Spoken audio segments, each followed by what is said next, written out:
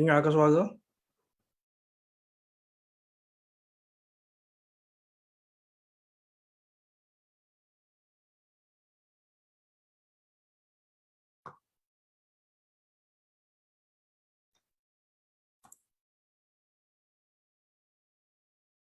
Okey, alhamdulillah. Pasal senyap. Risau juga. Apa khabar semua?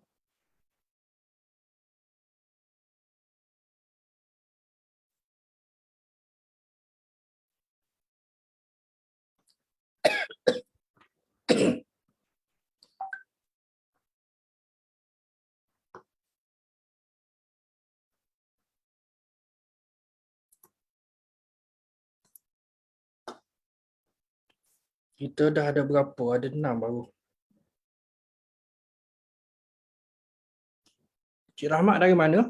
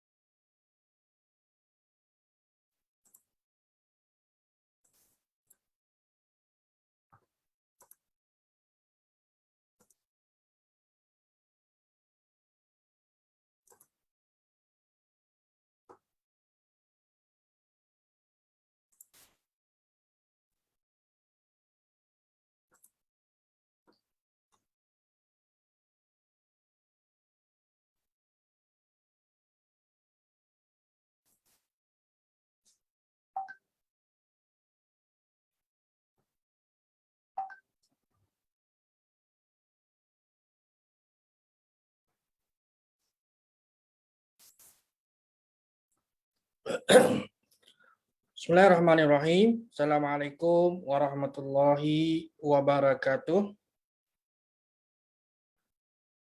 Innal hamdalillah nahmaduhu wa nasta'inuhu wa nastahdihi wa nastaghfiruh wa na'udzu billahi min syururi anfusina was sayyiati a'malina. May yahdihillahu fala mudhillalah wa may yudlil fala hadiyalah. Asyhadu an la ilaha illallah wahdahu la syarikalah wa asyhadu anna Muhammadan abduhu wa rasuluh amma ba'd. Tuan-tuan dan puan-puan, muslimin dan muslimat yang dirahmati Allah sekalian, alhamdulillah. Pertama selamanya marilah sama-sama kita rafakkan syukur kehadrat Allah Subhanahu wa taala atas segala nikmat yang diberikan kepada kita, dan malam ini alhamdulillah malam ke berapa dah tuan-tuan? Min Zulhijjah.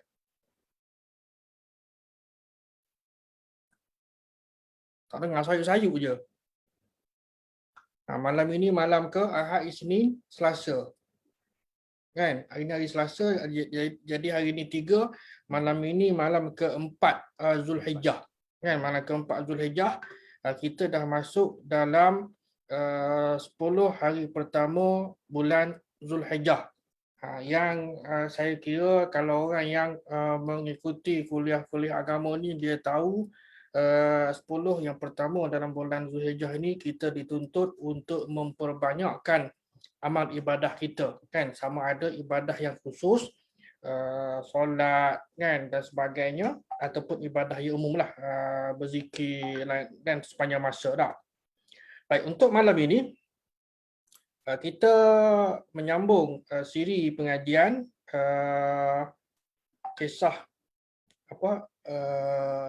ancaman bahaya Israeliat yang ada tajuk ini, dan malam ini kisah ancaman bahaya Israeliat yang diuruskan oleh Akademi Tadabbur Malaysia, Akademi Tadabbur Malaysia. Dan malam ini insya-Allah kita masuk siri yang ke-9. Baik, sebagai nak refresh lah kan, barangkali ada tuan-tuan dan puan-puan yang ini kali pertama mengikuti kuliah pada malam ini. Saya sebutkan secara ringkaslah dua perkara yang penting bila kita membicarakan isu Israeliat ini. Pertama, dari sudut definisi. Secara mudahnya, Israeliat ini, nama dari Israel kan, dapat difahami sebagai kisah ataupun riwayat yang bersumberkan daripada pertama, pendeta Yahudi dan Nasrani ataupun ahli kitab. Yang kedua, juga bekas ahli kitab. Maknanya mereka dah peluk Islam, kan? Jadi yang bersumber daripada pendeta, daripada ahli kitab, Nasrani, Yahudi dan Nasrani, ataupun juga dalam kalangan mereka yang telah memeluk Islam. Jadi seperti tabi'in yang bernama Wahab bin Munabbih dan Ka'ab al-Ahbar, kan, dua nama besarlah bila mana kita membicarakan tentang tajuk Israeliat. Mereka tadi telah pun memeluk Islam. Baik. Kemudian yang keduanya ialah dari sudut kategori. Jadi dari sudut kategori, bila kita bincang tentang Israeliat ini, jangan alergi, kan?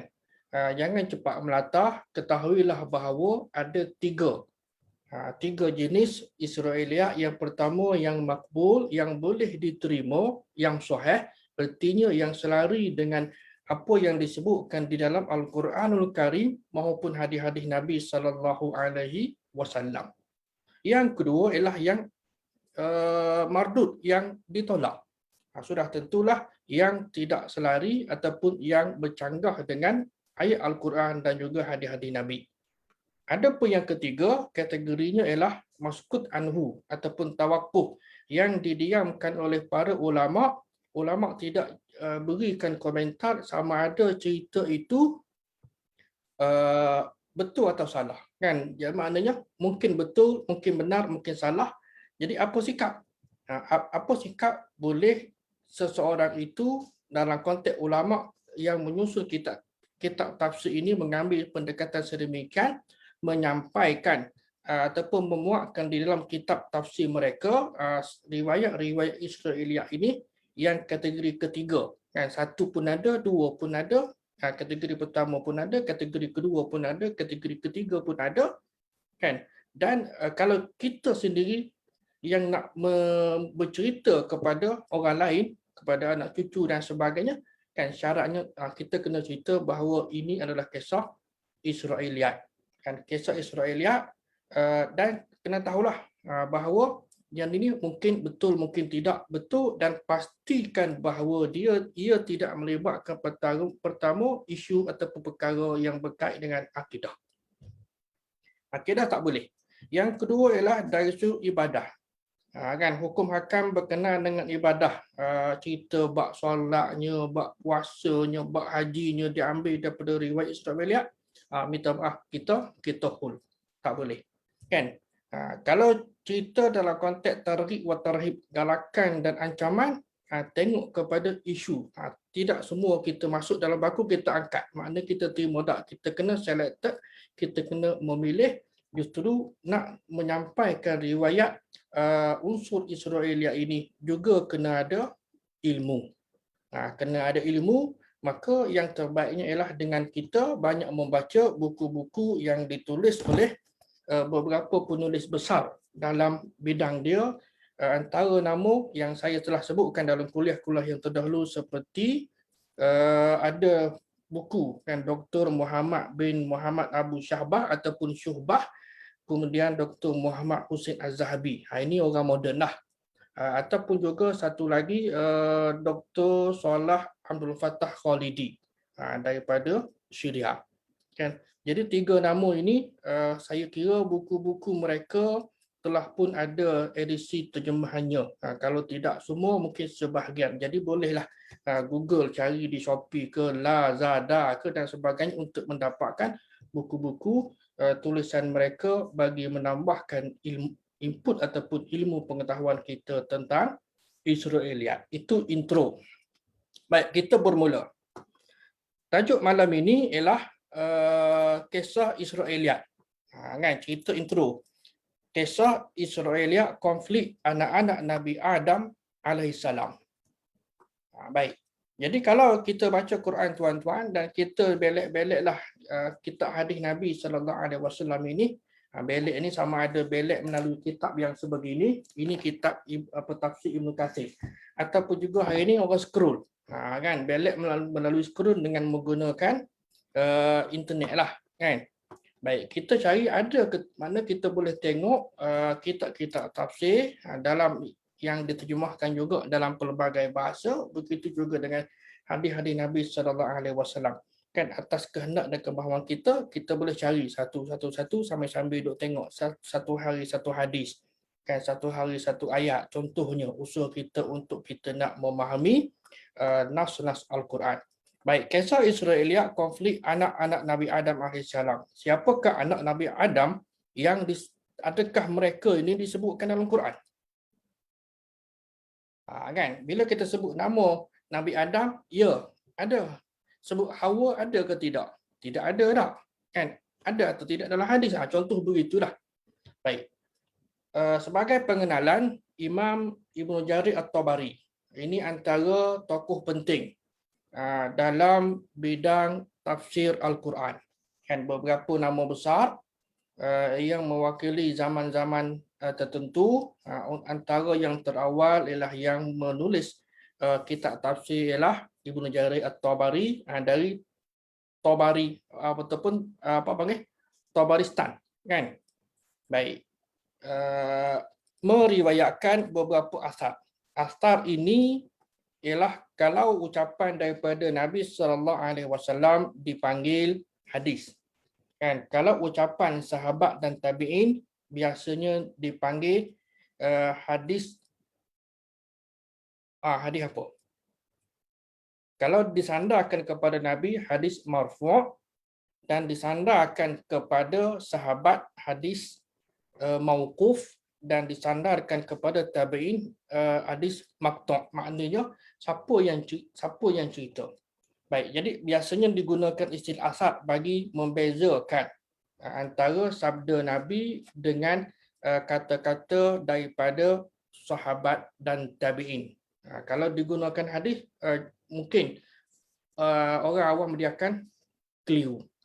Baik, jadi disebutkan beberapa asar maknanya daripada kita boleh agak dah sama ada ia datangnya daripada sahabat maupun tabi'in.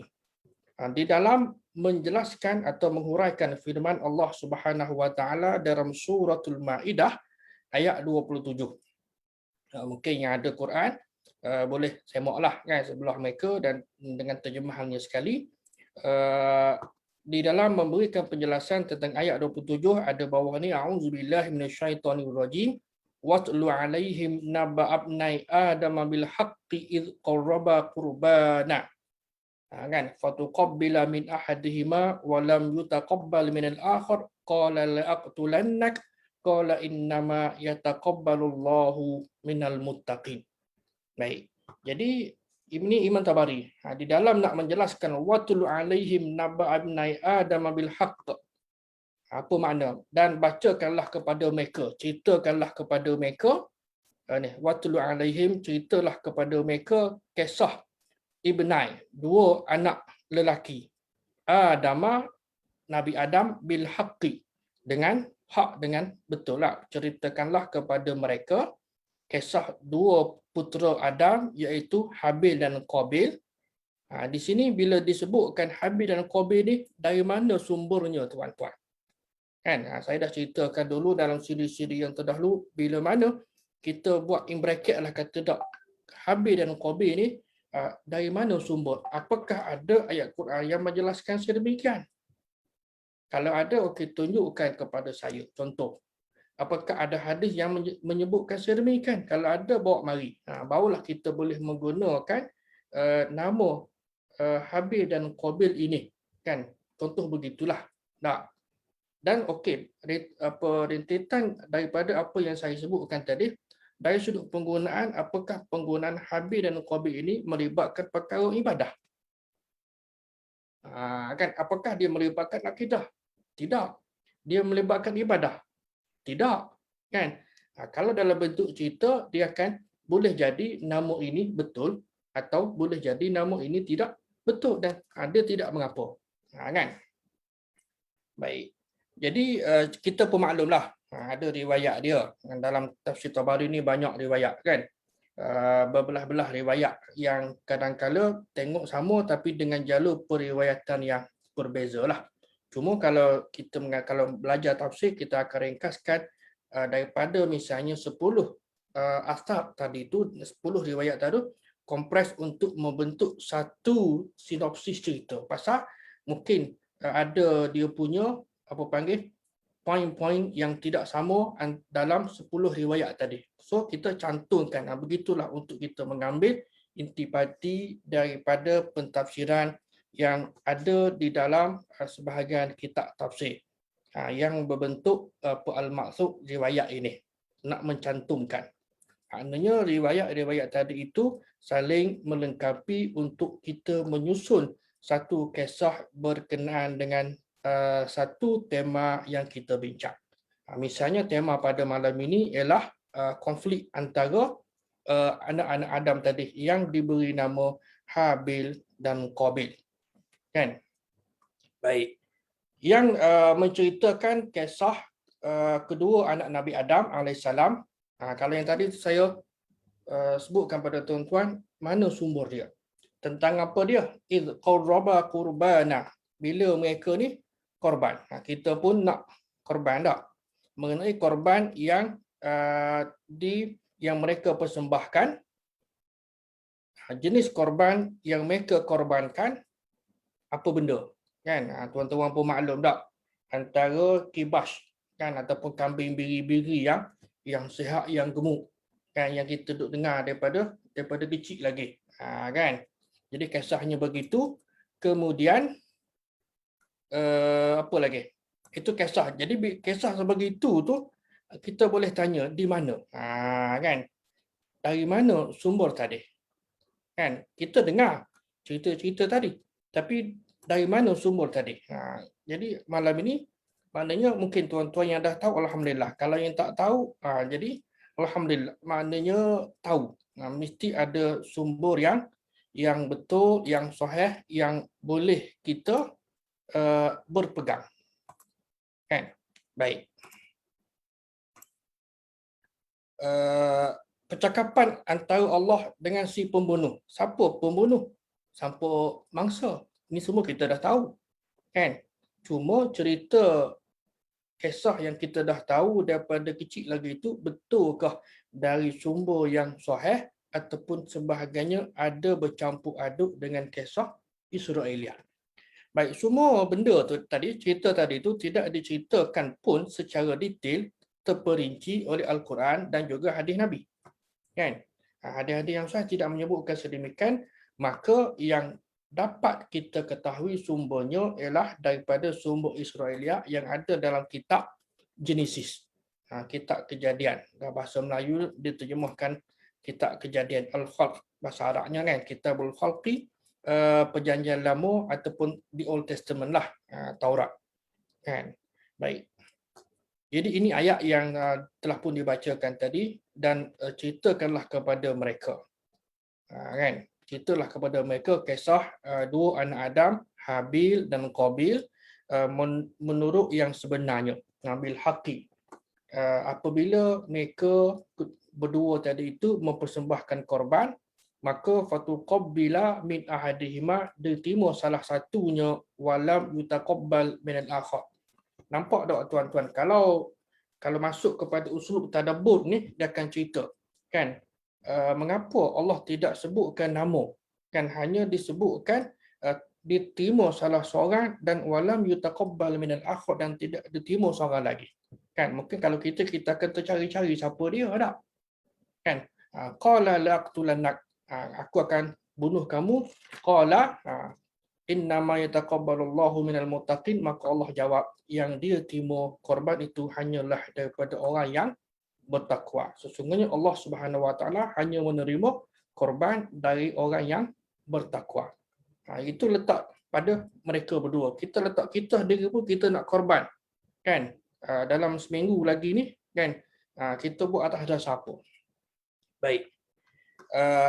Disebutkan bahawa Nabi Adam alaihissalam, kalau dalam riwayat kitab tafsir, misalnya dalam Ibn Katsir dan sebagainya, ada ni dimasukkan qala as-Sudi fima dzukira daripada Malik, daripada Abu Saleh, Ani bin Abbas, Ani Murrah, Ani bin Mas'ud, daripada An-Nasin min ashabin Nabi, cerita berkenaan dengan adanya kelahiran anak Nabi Adam ini secara kita panggil kembar tak?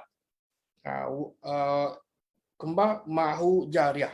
Jadi seorang lelaki, seorang perempuan. Dan kita pun juga maklum bahawa Habil ada kembar dia dan Habil pun ada kembar dia, dan begitulah juga anak-anak yang lain. Ada pun ketentuan daripada Nabi Adam ini nak kahwinkan anak mereka ni, dia tak boleh kahwin dengan kembar dia. Maka dia kena apa panggil? Kena silangkanlah, kan? Maka ketentuannya adalah Habil kena kahwin dengan kembar. Ataupun istilah nak panggil apa? Maknanya pasangan yang lahir sekali, kan? Adik perempuan mereka, Iklimah dan Labuda. Begitu juga dengan nama ni. Daripada mana nama ini? Kan? Daripada nama ini maknanya daripada riwayat Israiliyat. Kalau tengok kepada asal ni, antaranya kitab As-Sudi lah. Baik. Jadi biarpun mereka merupakan anak Nabi, iman tak dapat diwarisi. Kita pun maklum. Kan anak siapa hari ni pun ayah dia tok guru besar, atuk dia tok guru yang hebat, tapi belum tentu lagi anak tadi berilmu dan belum tentu anak tadi beriman. Samalah juga yang kita letak pada diri kita, tuan-tuan. Maka kebimbangan Qabil untuk dikahwinkan dengan Labuda, antara alasan tadilah sebab tak comel tak, kan, sehingga mempertikaikan perintah yang dikeluarkan oleh ayahandanya, kan. Jadi Nabi Adam alaihissalam perintahkan buat korban, kepada Allah Taala, maka dua beradik itu pun buatlah. Ini cerita yang tuan-tuan pun maklum, kita maklum tak daripada kecil lagi. Dan Qabil, ada beberapa riwayat lah yang menyebutkan Qabil persembahkan gandum, manakala Habil sebab dia tengok kepada background kerja mereka, kan, jenis sektor pertanian, maka dia akan persembahkan tanaman yang terbaik. Sebahagian riwayat menyebut buah-buahan, kan, yang tu tak mengapalah, maknanya hasil tanaman, kan. Poinnya di situ ialah hasil tanaman untuk dipersembahkan kepada Allah Taala sebagai tanda pengorbanan mereka sebagai mematuhi titah perintah Allah Subhanahu Wa Taala. Baik, Habil persembahkan gandum, sebahagian riwayat saya katakan tadi buah-buahan, kan. Dan Habil pula oleh kerana background dia, dia sebagai peternak, maka dia akan dia persembahkan sebahagian riwayat dalam bahasa Arab disebut syah, kan, kibas ataupun kambing biri-biri lah. Baik, ini sebagai contoh, kan, asar riwayat yang dibawa oleh Imam Ibnu Jarir At-Tabari dalam kitab tafsir dia. Ini saya cut lah, saya crop. Hadatsani Muhammad bin Amru daripada sana Abu Asim qala sana Isa qala sana Ibnu Abi Najih, kemudian dari Mujahid fi qaulihi ta'ala iz qarraba qurbana, bila mereka tu nak korban tadi tu, kata qala Ibnu Adam Habil wa Qabil lisul bi Adam faqarraba ahaduhuma syah. Ni syah ni tadi ni adalah kambing biri-biri lah, kan.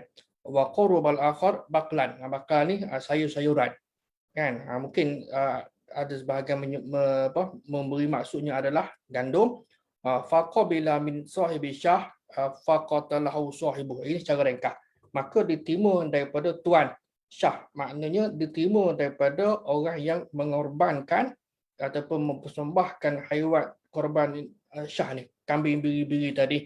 Faqatalahu sahibuhu. Ada terjemahannya di sini. Baik. Jadi ini terjemahan dia. Salah seorang di antara mereka tu, kedua tu berkorban dengan kambing biri-biri, dan yang satu lagi dengan sayur-sayuran ataupun gandum, kan. Maka diterimalah korban yang biri-biri tadi tu. Siapa punya? Habil, kan. Dan kemudian dibunuhlah tuannya, makna pengorbanannya iaitu Habil dibunuh. Tak, Habil dibunuh oleh Qabil. Ini yang kita tahulah. Baik. Lalu nak tanya tuan-tuan, sahih ke tidak cerita ni? Cerita yang dibunuh tu betul kerana ada disebutkan di dalam ayat rintitan ayat ini, kan. Allah hantar gagak, kan. Allah hantar burung gagak. Burung gagak itulah yang tunjuk bagaimana cara nak kebumikan orang mati, kan. Ada, mungkin tuan-tuan boleh bacalah. Baik. Kemudian ada asal yang lebih detail. Asal yang lebih detail ataupun riwayat yang lebih detail, ini saya tunjukkan sajalah. Faba'asallahu ghuraban yabasu fil ardi, Allah hantar burung gagak, kan, untuk menunjukkan liyuriyahu kaifa yuwari sawata akhi, setelah dia dibunuh tadi. Ya wailata a'jaztu an akuna misla hadzal ghurab, aku ni tak boleh nak jadi macam burung gagak tadi, kan. Baik. Jadi wa yaz'umu ahlut Taurat.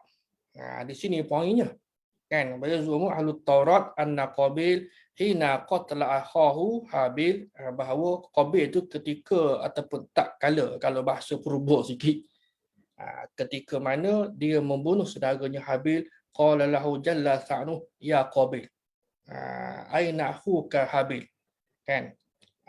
Ada terjemahan di bawah ni. Saya bawa beginilah. Ada terjemahan di bawah ni untuk nak memudahkan. Baik. Lalu apabila Habil membunuh Qabil, kan, ketika dia membunuh dia letak tangan dia dan dia tak tahu. Kalau ditanya, Allah tanya dia tadi tu, aina akhuka Habil, mana saudaramu Habil? Dia jawab, ma adri, aku tak tahu. Kan, ma kuntu alaihi raqiba, bukankah kamu tu rapat? Okay. Jadi ini juga riwayat. Jadi apabila Allah Subhanahu Wa Taala, kita ringkas cerita di sini, maka Habil dan Qabil. Qabil sebagai orang pertama melakukan pembunuhan, dan Habil orang pertama yang dibunuh dari keturunan Adam ataupun mayat pertama. Qala ya wailata ajaztu an akuna misla hadzal ghurab, kan. Jadi Allah hantar setelah dia menyesallah, ni Allah hantar ghurab bagaimana nak menyelesaikan masalah. Kalau dilihat dari sudut motivasi, ini dia, kan. Namun kita tidak bincang aspek inilah. Okey. Fa'wari sawata akhi fa asbaha minan nadimin. Kemudian Allah suruh hantar gagak ataupun seekor burung gagak untuk kuis-kuis nak galilah, kan, untuk nak tunjukkan kepada si pembunuh tadi itu, Qabil, bagaimana untuk nak mengebumikan mayat saudaranya. Lalu Qabil pun kata, aduhai celaka aku. Mengapa aku tak boleh nak buat, kan? Ya wailata, celaka aku, ajaztu, aku ni lemah nak jadi macam burung gagak tadi. Fa'wariya sawata akhi, untuk nak kebumikan mayat saudara aku supaya ayah dia tak tahulah, kan. Fa asbaha minan nadimin, maka kerana dia gagal untuk nak menyembunyikan, melakukan sedemikian sebagaimana yang ditunjukkan oleh burung gagak tadi, dia jadi minan nadimin, daripada orang yang menyesal. Di antara orang yang menyesal. Baik. Riwayat ni riwayat mana? Ini ada Al-Quran, tapi dari sudut penjelasan dia bercampur aduk daripada unsur Israiliyat, sebagaimana yang saya tunjukkan tadi, kan. Ada secuat ini. Wa yazumu ahlul Taurat anna Qabil, ni poin di sini. Baik. Kemudian min ajli zalika, oleh sebab itu ataupun oleh yang demikian, oleh kerana itu kami kata Allah Taala tetapkan satu hukum bagi Bani Israel bahawa siapa yang membunuh manusia bukan kerana orang itu membunuh orang lain, yang ini kisahlah kan, siapa yang membunuh manusia secara sengaja atau bukan kerana dia tadi itu buat kerosakan di muka bumi, maka dia seolah-olah membunuh manusia, faka'annama qatalan nasa jami'a. Min ajli zalika, oleh kerana itu katabna, kami telah tetapkan, kata Allah Taala ke atas Bani Israel, annahu man qatala nafsan bi ghairi nafsin, siapa yang membunuh suatu jiwa tanpa hak, au fasadin, ataupun tanpa seorang tadi buat kerosakan di muka bumi, maka kesalahannya ialah ka'annama qatalan nasa jami'a, seolah-olah dia membunuh an-nasu jami'a, manusia ramai. Wa man ahyaha, dan sebaliknya siapa yang menghidupkannya, menghidupkan oranglah, mana jiwa tu, faka'annama ahyan nasa jami'a, dan dia memelihara nyawa ataupun barang siapa yang memelihara kehidupan manusia, maka seolah-olah dia memelihara kehidupan manusia semuanya. Walaqad ja'athum rasuluna bil bayinat, maka Allah kata lagi, sesungguhnya telah datang kepada kamu rasul-rasul kami yang membawa keterangan, kan, sesungguhnya telah datang kepada mereka rasul-rasul kami dengan membawa keterangan yang jelas. Thumma, kemudian, inna aktsara minhum ba'da zalika fil ardi lamusrifun. Kemudian lepas daripada itu banyak antara mereka yang melampau batas dalam melakukan kerosakan di muka bumi. Baik. Ini ayat Quran. Cuma kita nak relate dengan sumber Taurat. Kan? Sebab apa? Sumber pentafsiran kisah ini diambil daripada kitab Genesis tadi. Itu yang ada hubung kaitnya dengan tema besar perbincangan kita, Israeliat dan ataupun ancaman bahaya Israeliat di bawah tajuk yang ada hubung kaitnya dengan Habil dan Qabil. Maka para pengikut Taurat mendakwa bahawa Qabil ketika dia bunuh saudaranya Habil, Allah bertanya, yang tadi ada dah berulang, ini dalam versi Taurat ni. Ini dalam versi kitab Taurat. Di mana kamu? Lalu Qabil menjawab, ma adri tadi kan. Saya tak tahu, bukankah saya penjaganya? Lalu Allah Ta'ala kata kepada dia, sesungguhnya darah saudaramu telah memanggilku dari bumi, sekarang terlanak kamu di bumi, bla bla bla bla lah. Yang ni. Jadi ayat di sini ni, poin di sini ni tuan-tuan, yang nak dikongsikannya ialah ada persamaannya dengan kitab Taurat yang ni. Jadi kisah yang detail seperti yang dikemukakan oleh Imam At-Tabari tadi itu amat inilah nak sama, kan, hampir bersamaan dengan apa yang ada dalam kitab Taurat. Yang ini dalam kitab tafsir. Yang ni dalam kitab tafsir tadi, kan. Dan apabila Allah beri tanda kepada Qabil supaya tidak dibunuh oleh sesiapa pun yang menemui, lalu Qabil pun hijrah. Kan? Lalu dia pun hijrah di sini. Ni. Wa kharaja Qabilu min qudamillahi azza wa jalla min syarqi adnil jannah. Mana dia hijrah lah. Kan? Jadi dia tidak dihukum bunuh. Kan? Dia tidak dihukum bunuh, hukumnya adalah hijrah. Lalu Qabil pergi ke hadapan Tuhan dan menetap di tanah Nod di sebelah timur Eden. Kan? Baik. Ini yang ada dalam tafsir seperti tafsir At-Tabari yang sedang kita bincangkan pada ketika ini. Baik. Jadi kisah yang detail ini ada persamaannya dengan kitab Taurat. Kejadian manusia itu bersetubuh dengan Hawa bla bla bla bla lah. Panjang kisahnya, kan. Poin di sini ialah saya ambil sekat je, Saya ambil bawah di sini. Ini cerita. Kan, ini cerita dia. Mengapa hati kamu panas dan mukamu muram? Sebab apa? Sebab daripada kisah kahwin tadi tu, dia dah tak puas hati dah, kan. Qabil tak puas hati kepada Habil, yang keduanya ialah bila buat korban, maka dia beri yang tidak baiklah, yang kurang kualitinya berbanding dengan Habil.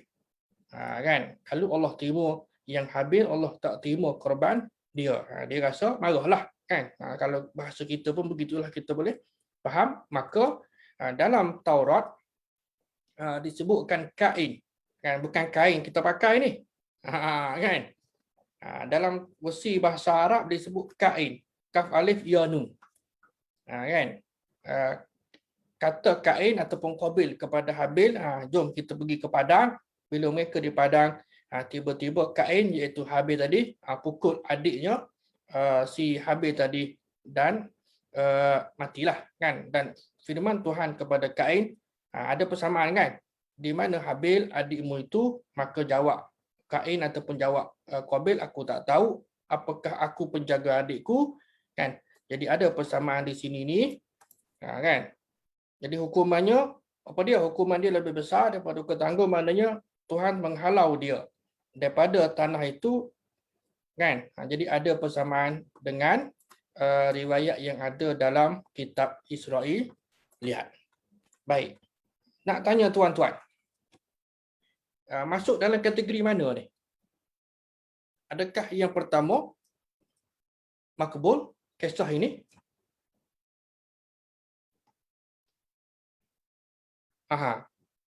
Makbul ke kisah ni? Yang kedua mardud, tertolak kerana dia bercanggah dengan akidah, bercanggah dengan hukum hakam, bercanggah dengan ibadah. Tidak kan?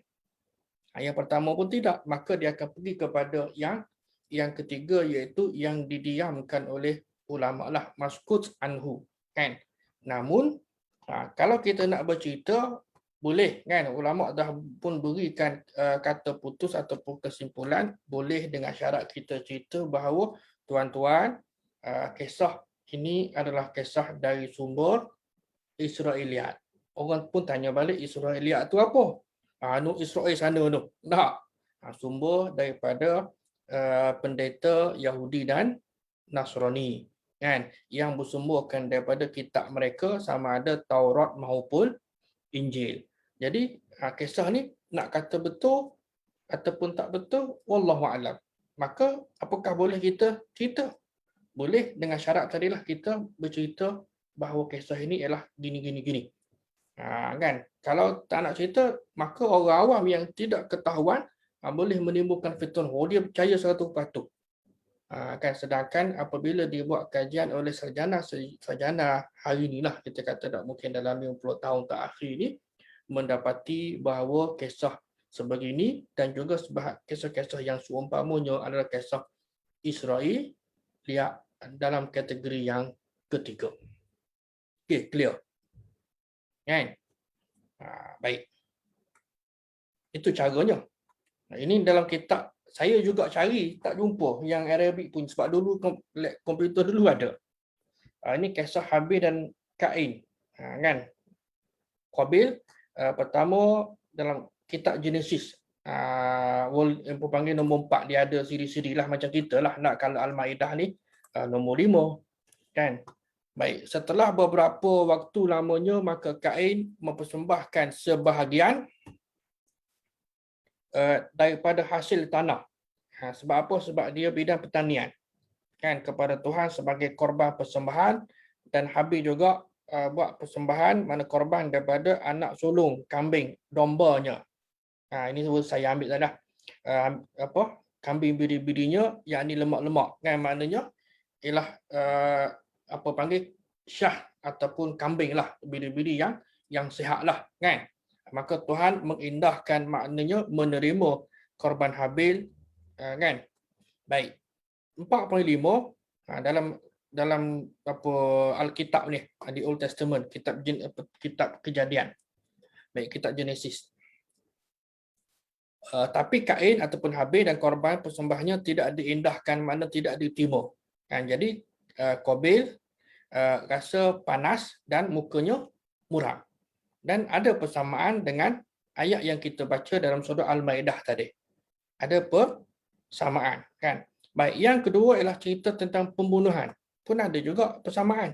Kalau tadi saya cerita saja ini sebagai sumber. Cuma saya tak dapat tunjukkan. Sebab benda tak ada isu lah. Kan? Tunjukkan okey mana tempat dia sebagaimana seperti biasa saya tunjukkan kepada tuan-tuan.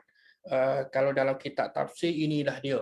Kan? Okey, bagi orang mana dia boleh cari, dia boleh balik baca tengok. Jadi inilah dia. Maknanya ada persamaan sumber daripada sumber Taurat ataupun sumber Israeliat yang ada dalam Quran, kan, ada persamaan, namun dari sudut pendetilannya itu datangnya daripada kitab Taurat dan tidak disebutkan pun di dalam mana-mana ayat Al-Quran maupun di dalam hadis-hadis Nabi sallallahu alaihi wasallam. Okey, clear. Ada soalan?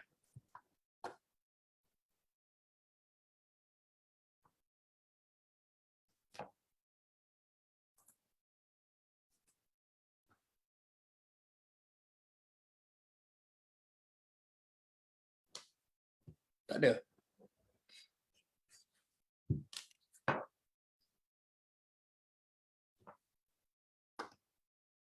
Baik, kalau tidak ada kita pergi kepada yang kedua. Cerita malam ini yang keduanya ialah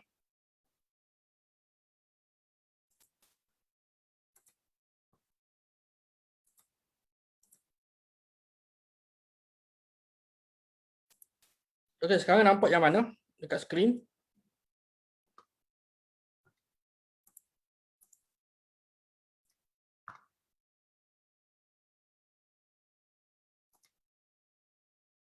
Okey. Kita rehat dalam beberapa ketika.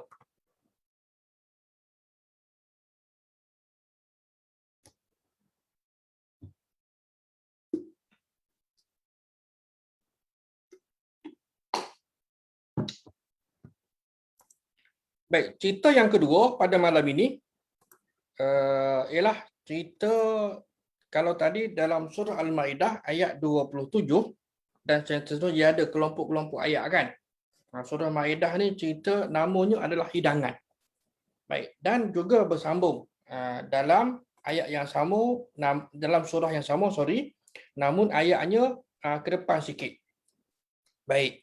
Jadi antara kisah Israeliat lagi ialah kisah Al-Hawariyun. Kan kita baca dalam Al-Quran kisah tentang Nabi Isa alaihissalam dak. Riwayat Israeliun. Baik, firman Allah Subhanahu wa taala ayat 112 hingga 115 surah Al-Maidah. A'udzubillahi minasyaitonirrajim.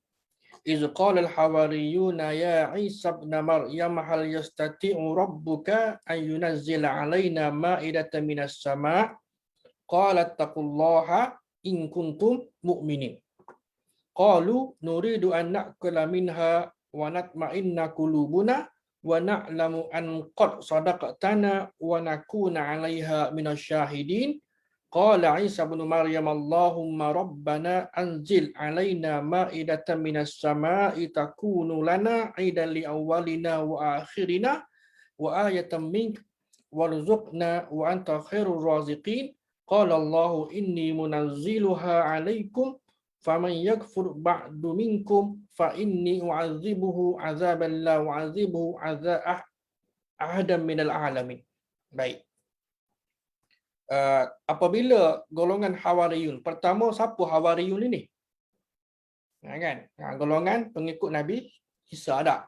Jadi terjemahnya, ingatlah ketika pengikut Nabi Isa kata, wahai Isa putera Maryam, ni qala al-hawariyun ya Isa bin Maryam hal yastati'u rabbuka, adakah Tuhan kamu mampu untuk menurunkan, bolehkah Tuhan kamu menurunkan hidangan dari langit kepada kami? Nabi Isa menjawab, bertakwalah kamu kepada Allah in kuntum mu'minin, kalau kamu ni betul-betul bertakwa ada. Kalau kamu ni betul-betul orang yang bertakwa. Dan mereka kata lagi, kami nak makan supaya hati kami tenang, kan?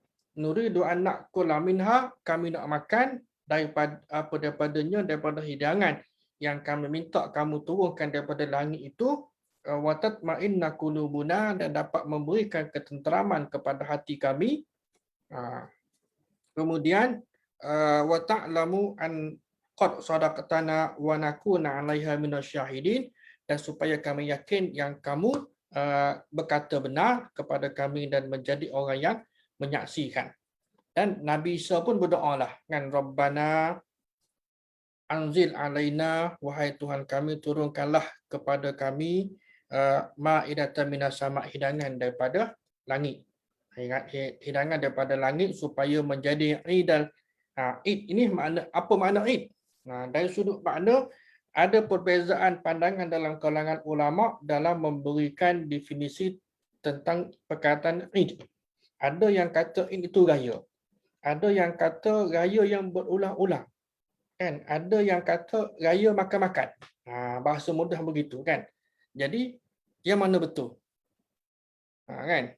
Id ialah biasanya kalau tengok kepada kamus, saya lebih cenderung untuk mengatakan kepada raya yang berbentuk makan. Samalah juga dalam konteks Aidul Fitri, hari raya fitrah bukan kembali kepada fitrah kan, walaupun ada terjemahannya begitu, pentafsirannya begitu, tapi balik semula kepada fitrah, iaitu fitrah yakni berbuka, iaitu tidak berpuasa. Kan? Bukan kerana banyak sangat makan penuh atas meja sampai kita pun tak larat, pun terkejut. Sebab apa? Semalam puasa, tiba-tiba hari ni raya makan over kan, tumbang. Menjadi Idul Lana, menjadi hari raya kepada kami. Kemudian apa tadi? Li awwalina wa akhirina wa ayatan mik. Jadi menjadi tanda kepada kami, orang yang bersama kami dan yang datang selepas kami, dan menjadi tanda bagi kekuasaan Engkau ya Allah, dan berilah rezeki kepada kami, Engkaulah pemberi rezeki. Tak. Wa nakuna 'alaiha minasyahidin. Qala Isa ibn Maryam, Allahumma rabbana anzil 'alaina ma'idatan minas sama' takunu lana 'idan li awwalina wa akhirina wa ayatan mik warzuqna, dan berilah kami rezeki ya Allah, wa anta khairur raziqin, dan engkaulah sebaik-baik pemberi rezeki. Tak? Engkaulah pemberi rezeki yang paling utama. Maka Allah kata, firman Allah Ta'ala, qala Allahu inni munazzilha, sesungguhnya aku menurunkannya kepada kamu. Kan? Faman yakfur ba'du minkum fa inni u'adzibuhu azaban. Siapa yang kufur selepas aku turunkan hidangan itu kepada kamu, u'adzibuhu, aku akan seksa-nya dengan siksaan azaban la u'adzibuhu ahadan minal alamin, dengan seksa yang tidak pernah aku azab kepada orang lain pun. Maknanya azab yang cukup pedih, cukup perit. Baik.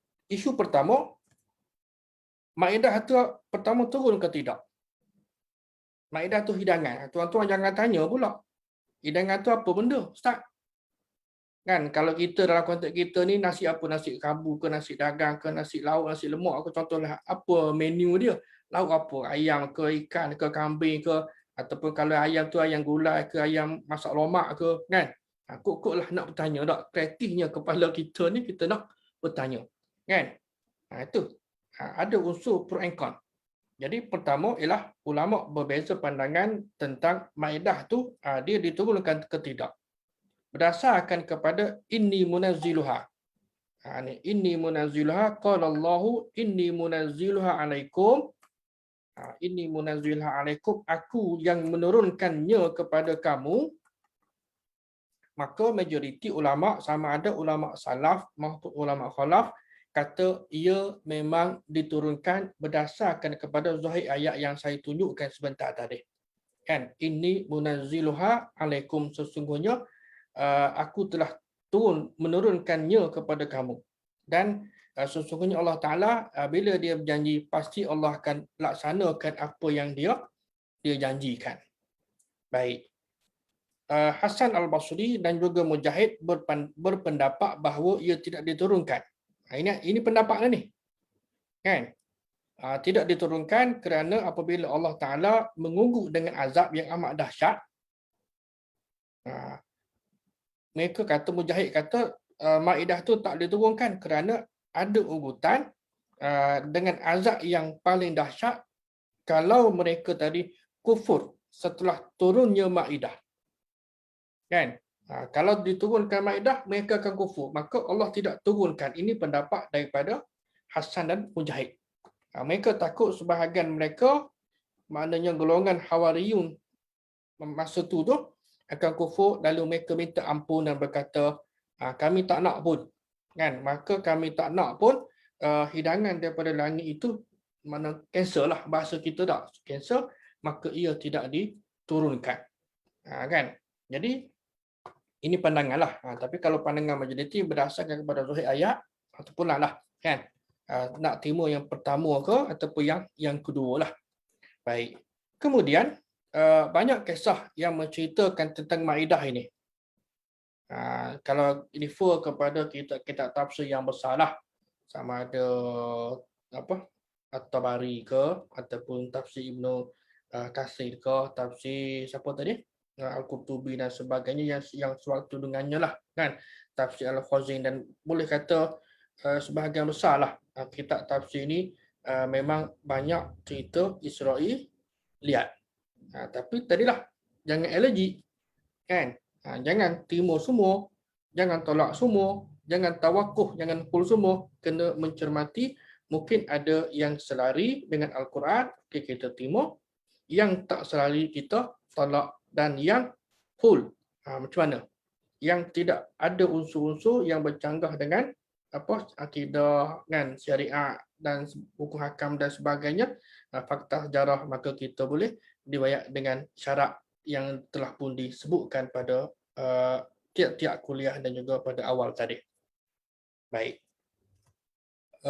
Dalam konteks ini, banyak kisah yang cerita tentang Maidah ini ataupun hidangan ini, yang mana kata Dr. Muhammad bin Abu Syuhbah. Tuan-tuan boleh dapatkan buku dia lah kan. Buku dia ada telah diterjemahkan oleh Dr. Hasanan UKM yang diterbitkan oleh Jakib. Tuan-tuan pun cari. Saya dah tunjukkan pada minggu lepas. Jadi yang diriwayatkan daripada Wahab bin Munabbih, Ka'ab Al-Ahbar, Ibn Abbas, Muqatil bin Sulaiman dan sebagainya lah. Jadi nama-nama ini juga, contohnya dua nama besar ni lah kan, Wahab bin Munabbih dan Ka'ab Al-Ahbar. Jangan alergi. Kan? Janganlah tuan-tuan bila tuan-tuan baca sama ada primary source ataupun secondary source, bila jumpa nama ni tuan-tuan tolak. Kan, ini ahli kitab ni, memanglah dia ahli kitab, bekas ahli kitab. Dia tak peluk Islam. Jadi kita tidak boleh berlaku tidak adil kan. Kena perhati betul-betul. Kan, mungkin riwayatnya tadi itu tidak bercanggah, kita boleh terima.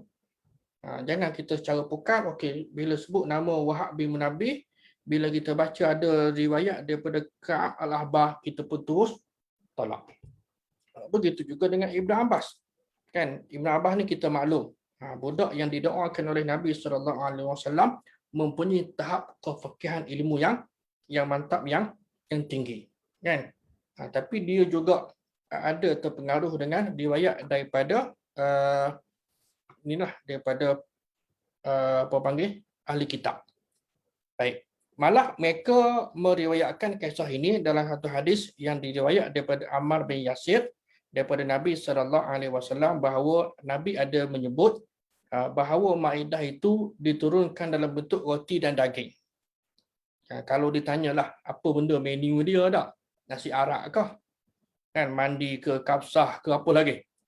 Kan? Jadi diturunkan dalam bentuk daging, roti dan daging. Tuan-tuan jangan tanya banyak mana. Kan? Kalau kita ni berapa talam ke, berapa dulang ke, tak, berapa periuk. Kuk-kuk lah. Ada ciri-ciri Bani Israel yang banyak bertanya. Kan? Tak boleh ke nak bertanya Ustaz? Bukan tidak boleh.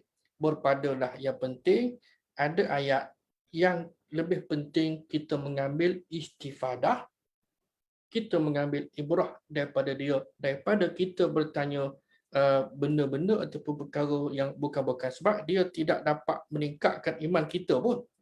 Kita tahu roti tu roti apa pula? Roti Bengali kah?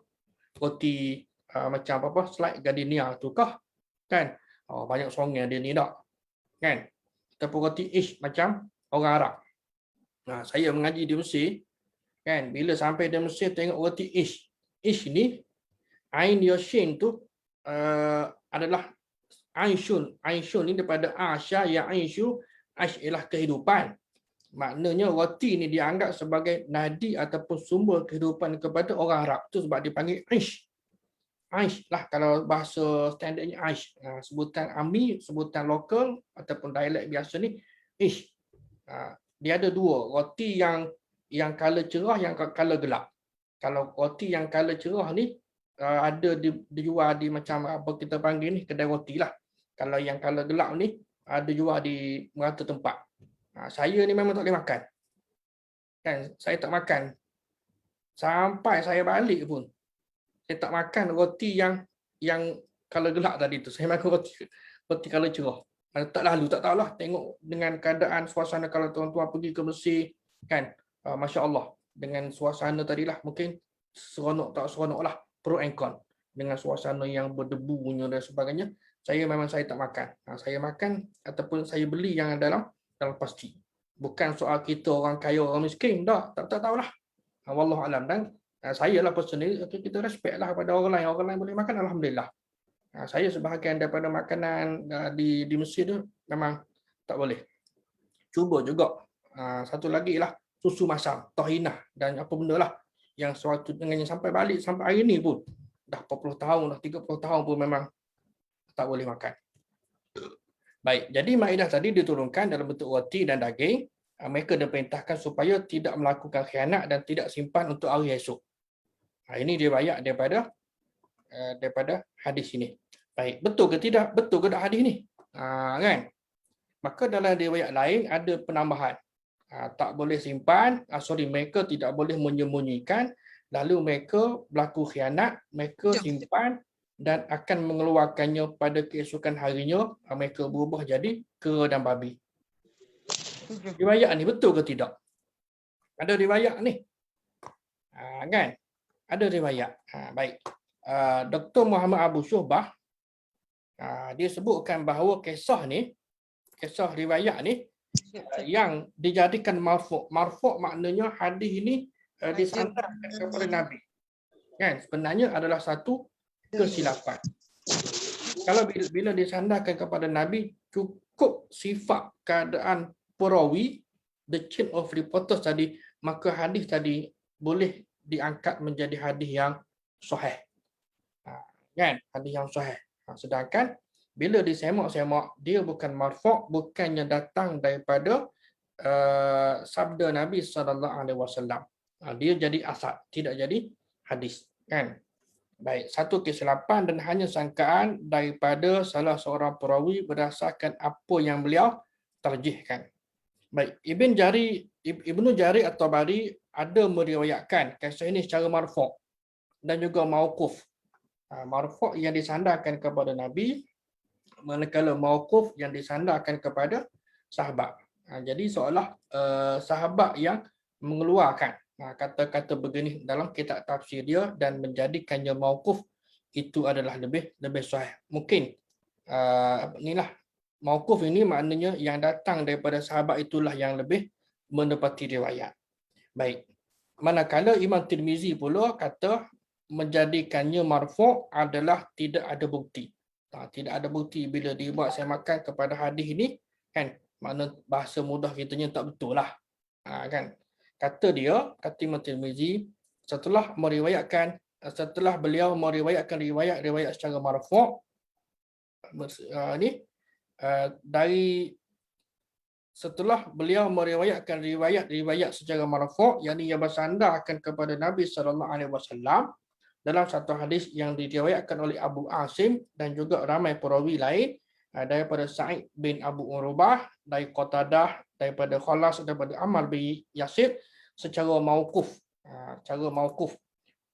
Kami tak tahu pun dia marfu'. Maka ringkas ceritanya hadis ini masuk dalam kategori hadis yang besar kemungkinan jadi yang tidak sahih lah. Begitu. Baik. Kemudian dari sudut tafsiran yang sahih ini, mungkin tuan-tuan pun boleh tengok kan, buka dalam kitab-kitab tafsir yang saya dah sebutkan sebelum ini. Tafsir contohnya apa, Ibnu Katsir ni Dubat At-Tafsir, ringkasan tak kan. Itu lebih mudah kerana ulama-ulama mungkin yang sebelum ini dan juga mungkin yang semasa pun dia membuat ringkasan dan dengan apa dipanggil, dengan membuanglah kan riwayat-riwayat yang Israiliyat yang tidak sahih. Kan? Jangan allergic tak bila sebut Israiliyat, boleh sebahagiannya boleh kita terima dan sebahagiannya tak boleh kita terima. Baik, jadi tafsir yang sahih boleh disemaklah Al-Hawariyun, mana pengikut Nabi Isa AS, dan yang tadi. Baik, apabila kita nak bincang tentang makna, kan, tentang Al-Hawariyun, kalau tuan-tuan tengok kepada terjemahan tafsir, apabila berkata golongan ataupun Hawariyun yang pengikut kepada Nabi Isa AS, wahai Nabi Isa, kan, adakah Tuhan mampu untuk turunkan hidangan kepada kami ni, kan, begini tak, kan. Baik, antara maksud di sini ialah kerana ramai yang, kalau Allah turunkan benda yang sebagian hidangan tadi itu satu mukjizat, clear, mukjizat yang Allah berikan kepada Nabi Isa AS. Dan amat bahaya kalau minta mukjizat daripada Allah, Allah beri, tapi tolak kebenaran, kan, macam kaum Nabi Musa dah dan juga kaum nabi-nabi lain, kan. Jadi minta tapi tak nak juga beriman kepada nabi tersebut. Jadi yang ni pun sama, kerana ramai yang minta mukjizat tapi bila diberikan, ditunjukkan mukjizat, mereka juga tetap tidak beriman, lalu azab diberikan kepada mereka. Nabi Isa juga sebagai Nabi terakhir dalam kalangan Bani Israel, dan banyak kisah tentang permintaan daripada umat yang terdahulu yang pernah menolak kebenaran sekalipun mereka ditunjukkan dengan macam-macam mukjizat. Maka qalat taqullah, Allah kata bertakwalah kamu kepada Allah, in kuntum mu'minin, sekiranya kamu beriman. Maksud apa di sini? Apakah maksud kamu tidak beriman? Tidak.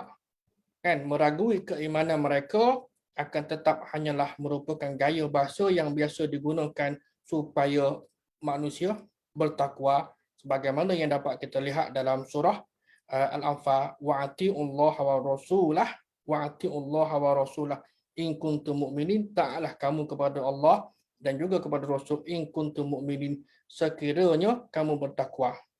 Bukanlah bermakna mereka itu tidak takwa, kan. Tujuannya ialah supaya mereka itu lebih bertakwa daripada yang sebelum. Baik. Adapun yang terakhir ialah kata Allah Taala, dia menurunkan hidangan tadi itu.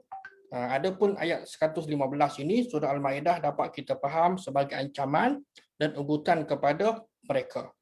Dalam ayat tidak ada pun yang menunjukkan mereka itu kufur. Faman yakfur ba'du minkum, siapa yang kufur selepas diturunkan Maidah tu, kan, tidak ada cerita pun bahawa mereka tu telah kufur. Allah tak cerita, cuma siapa yang kufur. Jadi mungkin sebahagiannya dapat difahami sebagai ancaman dan ugutan kepada mereka saja. Kalau aku turun begini-begini tak, maka Allah akan azab mereka azaban wa'azibuhu, azab yang beratlah, azab yang pedih. Jadi dalam ayat ini tidak ada menunjukkan mereka kufur, dan juga tidak ada yang menunjukkan orang lain selain mereka kufur kepadanya. Jadi tidak ada yang menunjukkan mereka membatalkan permintaan. Juga tidak disebutkan. Kalau ada sumber, contohlah kita dengarlah daripada mana sumber, kita katanya, maka sudah tentulah sumber tadi itu adalah sumber yang tidak sahih. Yang biasanya ialah datang daripada sumber Israiliyat. Satu lagi mungkin penghujung ini ialah sumber Syi'iyat, sumber Syiah, kan. Ini kita tidak bincang lagi, kan. Tidak bincang, walaupun pengkaji moden seperti Dr. Abdul Fattah Al-Khalidi juga memasukkan sumber Israiliyat atau sumber apa di bawah satu kata nama besar Israiliyat. Kan? Jadi kisah-kisah cerita tentang tafsir Al-Quran di bawah nama besar. Walaupun kalau dari sudut pendetailan mungkin boleh dibezakan antara tiga istilah, iaitu Israiliyat yang bersumberkan daripada Yahudi dan Nasrani, manakala apa dia panggil Syi'iliyat tak, yang bersumberkan daripada sumber-sumber Syiah ini ada banyak kan, seperti kitab Sirah Ibn Ishaq umpamanya kan. Dan yang ketiganya ialah yang berkait dengan maudu'at, hadis-hadis palsu, hadis-hadis yang direka. Dia pun ada juga dia punya kaitan antara tiga ataupun yang saling berkait antara tiga istilah ini, Israiliyat, Syi'iyat dan juga maudu' di maudu'. Jadi begitu juga tidak ada, maka atas baik. Akan tetapi faktor yang menyebabkan sebahagian ahli tafsir kata sebegini ialah riwayat Israiliyat yang mereka dengar. Jadi oleh sebab itu, saya selalu peringatkan diri saya, peringatkan tuan-tuan, kan sikap Ibnu Katsir, sikap Ibn Jarir At-Tabari misalnya, kan orang duk keletik dak, dia telah jelaskan bahawa dia memuatkan riwayat tadi kan menjadi tanggungjawab kepada siapa? Kepada orang yang kemudian untuk nak menyelidikinya. Kan menyelidikinya pasal dia dah cerita dah. Kesilapan kita ialah kita tidak membaca mukaddimah dia, bagaimana kaedah penyusunan dia, penjelasan dia, bagaimana dia memuatkan riwayat Israel lihat ini. Yang salah kita ialah kita ambil dan kita cerita tanpa kita menyelidiki riwayat tadi itu kategori mana. Kan itu yang berlaku kesilapan, ketidakcermatan dalam kalangan kita hari ini yang menyampaikan kisah-kisah daripada ayat-ayat Quran. Memang cukup seronok, kan cukup seronok tak kita dengar Allahu Akbar, kan seronok kisah macam-macam lah kan. Bila ditanya-tanya la Israiliyat, jadi Israiliyat ulang balik, jangan allergic, kena mencermati kan, sama ada dia masuk dalam kategori pertama boleh diterima, kategori kedua ditolak, dan yang ketiga harus untuk diterima dan diriwayati dengan bersyarat. Saya kira sekadar itulah untuk malam ini. Mudah-mudahan penjelasan ringkas dua tema. Pertama berkenaan dengan kisah Habil dan Qabil, yang keduanya ialah kisah Hawariyun ini. Untuk penjelasan detail saya kira tuan-tuan boleh rujuklah. Baik, jazakallah khair. Dan akhir kuliah kita pada malam ini, jadi kalau ada siapa nak bagi infak lah, sumbangan kepada tabung ataupun kepada apa dipanggil ialah sebagai menampung kos operasi kuliah kita ini sempena dengan bulan bulan Zulhijjah ini yang disunatkan untuk banyak melakukan amal ibadah termasuk dalam bersedekah adalah amat diala-alukan. Jadi saya kira sekadar itulah kuliah kita pada malam ini. Ada soalan ke? Macam mana kita nak memahamkan mu'allaf yang dicemari? Okey, Eden itu sebahagian sarjana mengatakan Jannatu Adnin. Eden hari inilah. Sekejap.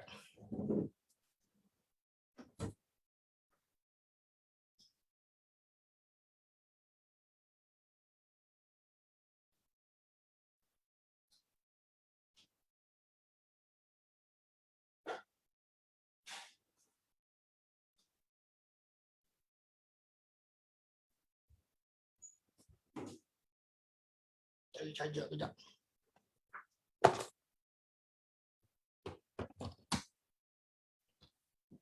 Sebahagian pengkaji mengatakan Eden tu di Yaman, kan? Oleh sebab itu ada pengkaji moden berpandangan bahawa Adam yang diciptakan dalam syurga itu, jannah itu bukan jannah di peringkat tinggi, bukan jannah syurga yang kita akan masuk nanti, tidak. Jannah yang dimaksudkan di situ ada di bumi. Itu pandangan lah, kan? Yang kedua, Bagaimana kita nak memahami mu'alaf Islam bagaimana kita nak memahamkan mu'alaf Islam dicemari dengan sumber Israeliat, Syiah dan maudhu' supaya mu'alaf tidak kecewa dengan banyak versi. Saya kira begini je. Penjelasan yang mudah, kita ajak diri kita, ahli keluarga kita dan siapa yang dekat dengan kita untuk kita belajar mengetahui sumbernya. Kan? Sumbernya. Bila kita faham sumber, kan? Sumber ni ada sumber yang sahih, sumber yang tidak sahih. Kan? Bila orang bertanya tentang sumber, yang ni. Kalau dalam konteks kisah-kisah, cerita-cerita umat terdahulu, kan, cerita-cerita Nabi, cerita perkara gaib yang menjadi skop dan ruang lingkup perbincangan Israeliat ini, kita jelaskan kepada siapa sahaja pun sumbernya. Pertama, ada tidak ayat Quran yang menjelaskannya? Kan, mana ayat mentafsirkan ayat? Tidak ada.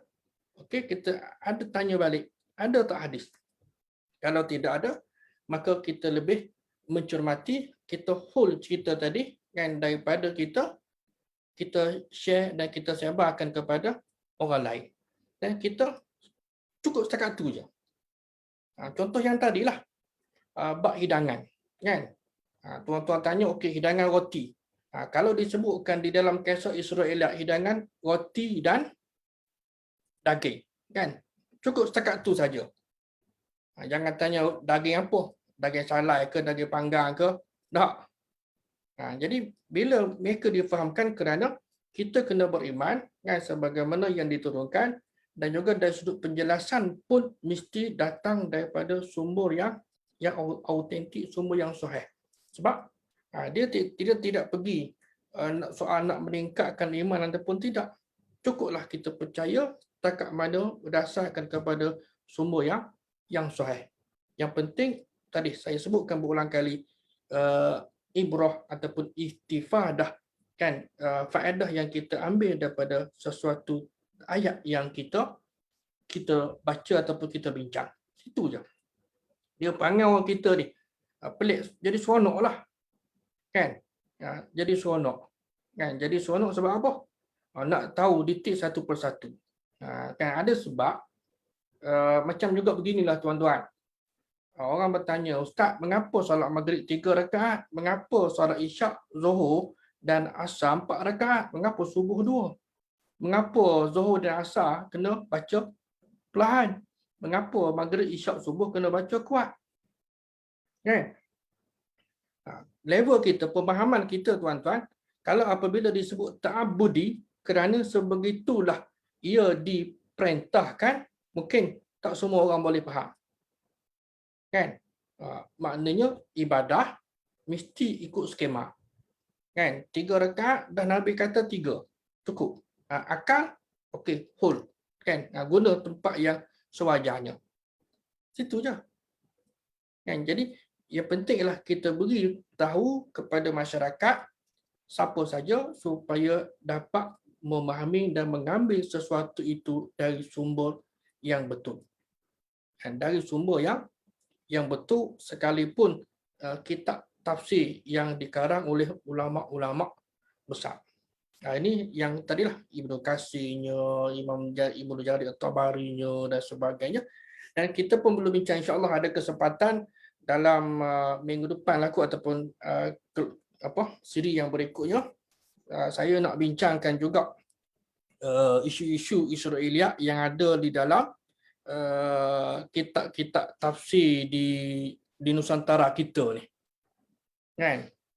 Ada beberapa nama besar lah, kan, kitab tafsir yang mana sebahagian daripada kitab tafsir itu seperti Anwar Baidawi adalah biasanya peringkat awal penulisan ataupun kesusasteraan Melayu ni zaman awal pada abad ke-17, 18 dan sebagainya, adalah saduran. Saduran daripada kitab Arab, sama ada saduran ataupun terjemahan ataupun juga ekstra tokok tambah. Dia ada pelbagai versi lah. Ambil daripada kitab Arab, terjemah, kemudian dengan exactly terjemah, yang keduanya bentuk penambahan, yang ketiga ialah huraian dan ada pelbagai corak ataupun bentuk jenis karya yang ada dalam kitab Jawi di Nusantara kita, insya-Allah. Mudah-mudahan begitulah. Jadi saya kira sekadar itulah. Ke ada soalan lagi?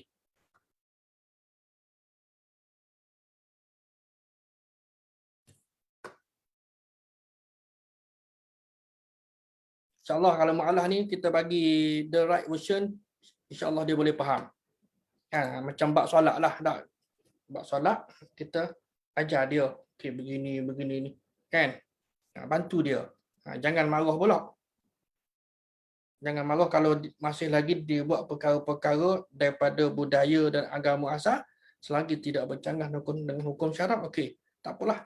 Kan? Jangan kita orang panggil apa, ketegak sangat. Kan? Perlahan-lahan kita bantu sesiapa saja untuk memahami Islam ini dengan kaedah dan tata cara yang betul. Jadi saya kira sekadar itulah pada malam ini. Jazakumullah khairan katsira. Terima kasih semua atas perhatian dan komitmen anda yang baik itu daripada Allah Subhanahu Wa Taala. Mudah-mudahannya begitu, dan yang lemah yang kurang itu daripada kelemahan kedaifan diri saya.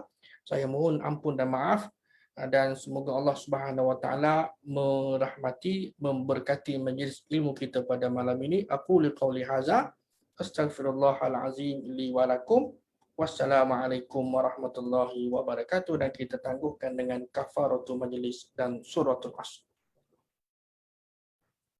Wallahu a'lam. Wassalamualaikum warahmatullahi wabarakatuh. Terima kasih kepada penganjur Akademi Tadabbur Malaysia dan yang berbahagia Ustaz Muhammad Yusuf Arba'i. Wallahu a'lam.